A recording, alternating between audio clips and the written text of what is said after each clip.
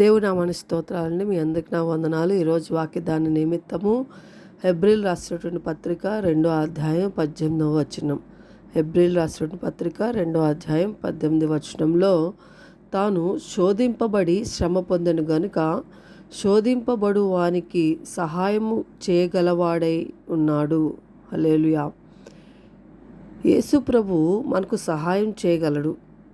ఎందుకు అంటే, ఆయన మనుషులు ఏ రీతిగా శ్రమ పొందారో, ఆయన మనుషులు ఏ రీతిగా అయితే ఈ భూమి మీద శ్రమ పొందుతున్నారో, ఆయన కూడా మనిషి రూపిగా ఈ లోకానికి వచ్చి మనుషుల యొక్క శ్రమను ఆయన అనుభవించాడు.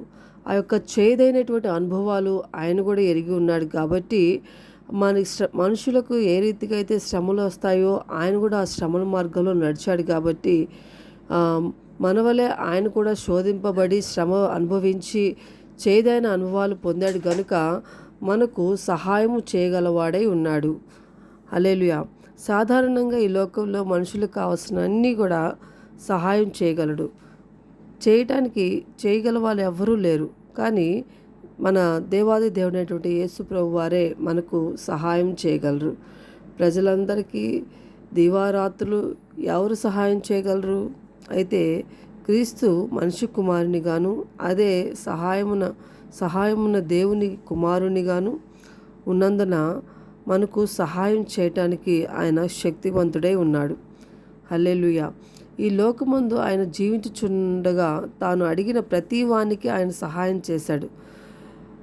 మత్తయి సువార్త 15వ అధ్యాయం 25 నుంచి 28 వచనాలు చదివితే, ప్రభువా నన్ను కనుకరింపము, నా కుమార్తె దయ్యము పట్టి బహు బాధపడుచున్నది అని కేక వేసిన కనాను స్త్రీ కుమార్తెకు ఆయన సహాయం చేసినట్టుగా చూస్తున్నాం.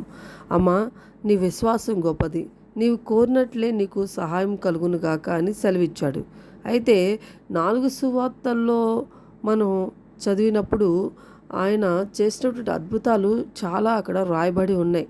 కాబట్టి ఆయన అడిగిన వెంటనే సహాయం చేయగలిగినటువంటి దేవుడు. నీకు ఎటువంటి సహాయం కావాలన్నా కూడా ఆయన చేయటానికి శక్తిమంతుడిగా ఉన్నాడు. హల్లెలూయా.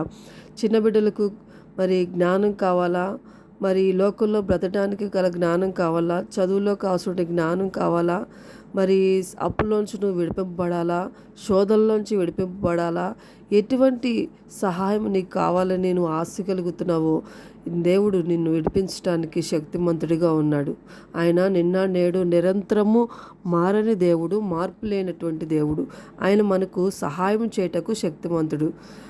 మనుషుల సహాయం వ్యర్థం, కానీ శత్రువులు జయించుటకు మాకు సహాయము దయచేయమని కీర్తనకారుడు 60వ కీర్తన 11వ వచనంలో రాయబడింది. కాబట్టి ఈ లోకంలో ఉన్నటువంటి మనుషుల సహాయము వ్యర్థమండి, దేవుని సహాయం గొప్పది. మన సహాయకుడిగా ఆయన ఉంచుకొని మనకు కావాల్సినటువంటి ప్రతి ఈవి ఆయన యొద్ద నుండి పొందుకోవాలని ప్రభు పేరిట మీ అందరికీ మనవి చేస్తున్నాను. ఈ వాక్యం ద్వారా దేవుడు మనందరిని దీవించి ఆశీర్వదించును గాక. Amen, amen, amen.